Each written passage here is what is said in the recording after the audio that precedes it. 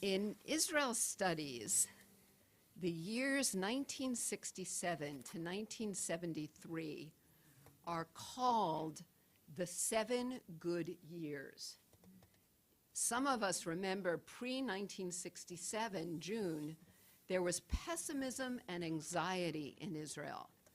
For 3 weeks, war loomed, and people lost their faith in their political leaders. Universities were almost deserted as students and faculty members were called up for reserve service. The joke that was popular in Israel at that time was, quote, "Last one to leave, turn off the lights." Following the Six-Day War, there was a great sense of relief and a perception that Israel's troubles were over. But unfortunately, that was not the truth. The 70s brought, we may remember, international terror, the war of attrition, and perhaps most significantly, the failure to solve the problem of the territories, which remains with us today.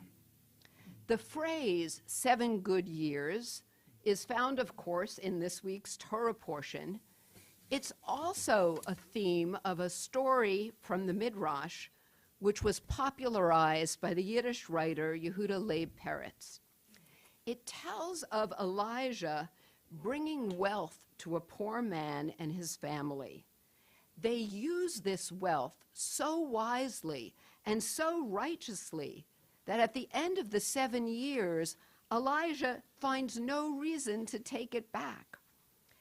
Our Torah portion begins with Pharaoh's dreams and Joseph's interpretation.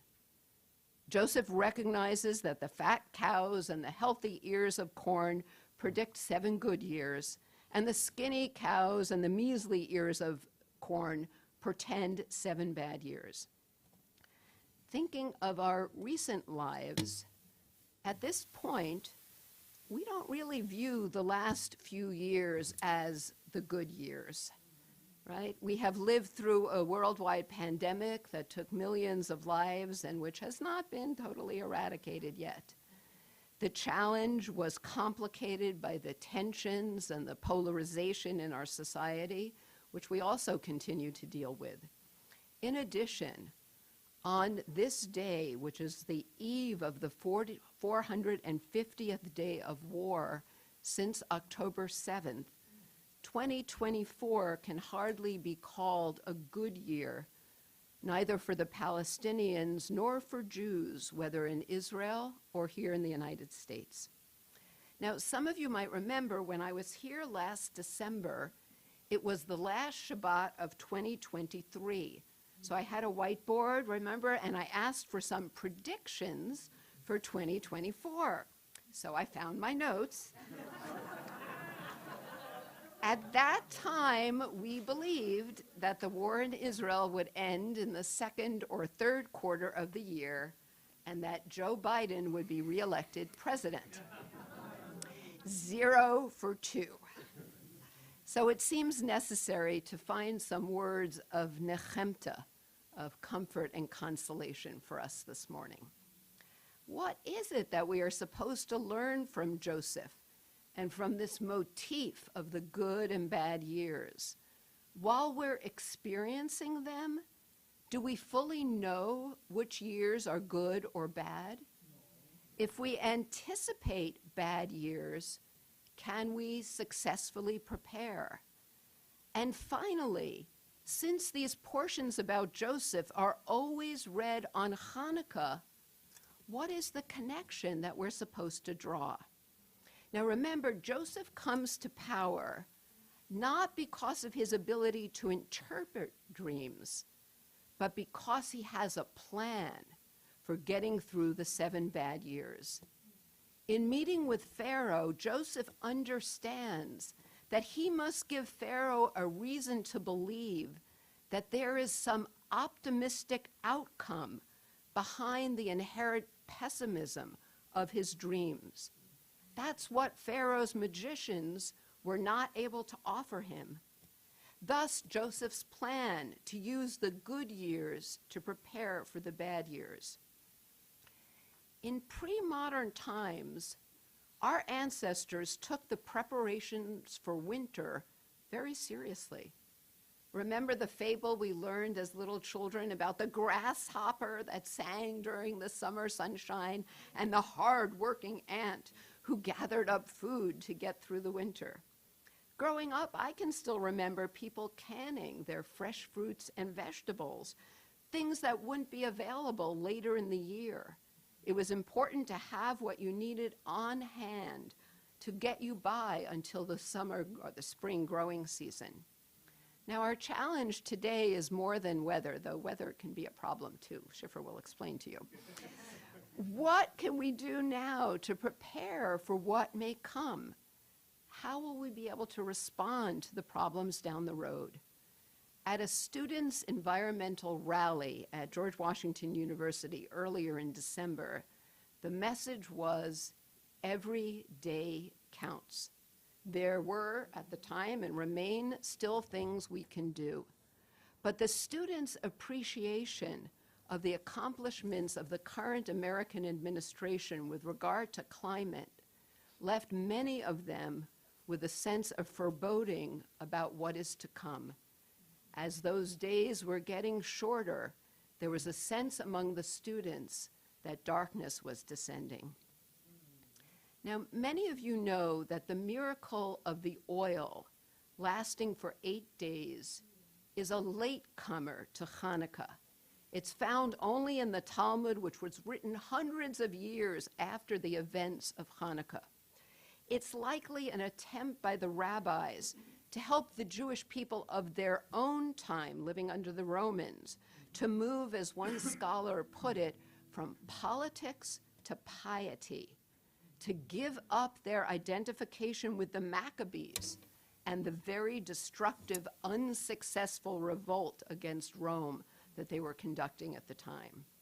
Besides, it always seemed to me that as miracles go, the miracle of the oil just doesn't stand up to the splitting of the Sea of Reeds, right? Or the sun standing still for Joshua. So the other day, I heard a wonderful explanation of the true miracle of Hanukkah found in a story in the Talmud, in the Jerusalem Talmud, Masechet Avodah Zarah. It's about the very first Hanukkah celebration.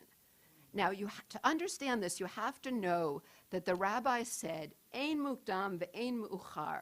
There is no importance to sequence in the Bible.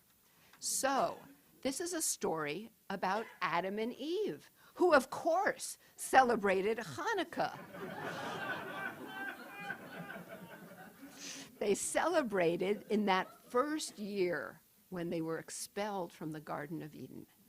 The calendar began to move into November and December, or in the Hebrew Jewish calendar into Tevet and Kislev, and the days started getting shorter and shorter and darker and darker. Having no idea of what was going on, they had never been through this before, Adam and Eve feared that this trend would just continue until there was no sunlight at all and the world would end.